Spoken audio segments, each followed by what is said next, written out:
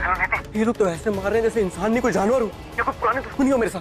तुम जल्दी आ जा। मैं अभी नहीं आ पाऊंगी, मुझे थोड़ा टाइम चाहिए। तुम जल्दी आ, नहीं तो मैं सब सच बता दूंगा इन लोगों को। पुलिस स्टेशन जाने की जगह मेरे सवालों के जवाब दो। सिर्फ तुम्हें क्यों पता था कि दिलजीत कहाँ है? नीति, कहीं ऐसा तो नहीं कि तुम और वो।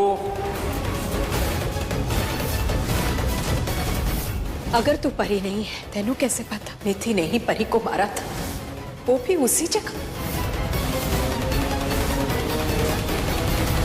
गणपति बापा मोरया। और भाई गणपति जी के दर्शन कर सकते हैं आप। तो शुरू करते हैं परिणीति के एपिसोड से। राजीव को होती है परी की चिंता, वो पहुंच आता है वेयर हाउस और यहाँ पर भाई देखा ही था ना कि परी ने किस तरीके से अपना रौद्र रूप लेकर पहले तो दिलजीत की खूब पिटाई की थी, लेकिन फिर भी भाई बबली का पता नहीं बता रहा है। अब वो बताएगा भी कैसे, क्योंकि उसको भी नहीं पता है। यहाँ तो बबली भाग गई थी भाई इसकी चुंगल से।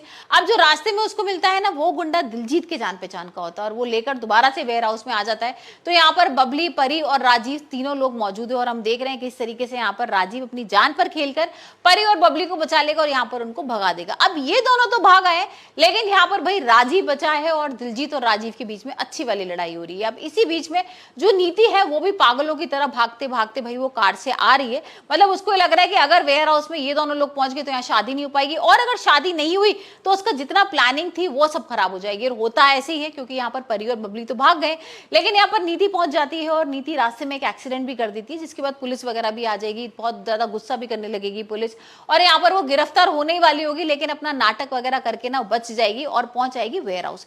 अब वेयर हाउस में जैसी वो आती वैसी देखती है, अरे राजीव को तो यहाँ पर मार रहा है दिलजीत और इतना गुस्सा कर रहा है, तो ये सब क्या हो रहा है।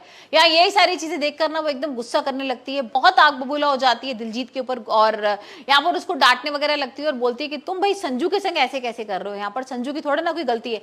और यहाँ पर धीरे से उसको बोलती है कि भाई तुम्हारा टारगेट तो बबली था ना, तुम ये संजू को कैसे पकड़ के बैठ गए। और यहाँ पर वो दिलजीत कह रहा है नहीं, इसी की वजह से वो दोनों लोग भागे और मुझे पता है कि वो दोनों लोग कहाँ गए। लेकिन ये सारी चीजें भाई नीति और दिलजीत के बीच में हो तो जाती है, लेकिन यहाँ पर नीति किसी तरीके से राजीव को छुड़ा लाती है और वही हम देख रहे हैं कि भाई राजीव पहुंच गया है परी और बबली के पास। अब वो नीति को बोलता है कि ठीक है मैं आ रहा हूँ, लेकिन परी और बबली के बिना नहीं आऊंगा, यहाँ पर मैं उनको ढूंढने जा रहा हूँ। अब यहाँ दिलजीत और उसके गुंडे भी ढूंढ रहे हैं कि भाई कहाँ है ये सारे लोग, और वहां पर ढूंढ भी लेते हैं कि किस तरीके से यहाँ पर भाई वो ना कुछ कांटे रख देते हैं कि उनको लगता है कि अगर ये कार सामने से आएगी तो कांटों से छुप जाएगी और यहाँ पर वो पंचर हो जाएगी। और होता ऐसे ही है, राजीव की कार पंचर हो जाती है और हम देखेंगे कि परी, राजीव और बबली को, तीनों लोगों को दोबारा से दिलजीत ने किडनैप कर लिया है। मतलब उसको बांध दिया है, उन लोगों का मुंह वगैरह रस्सी से बांध के भाई बहुत बुरी तरीके से टॉर्चर कर रहा है।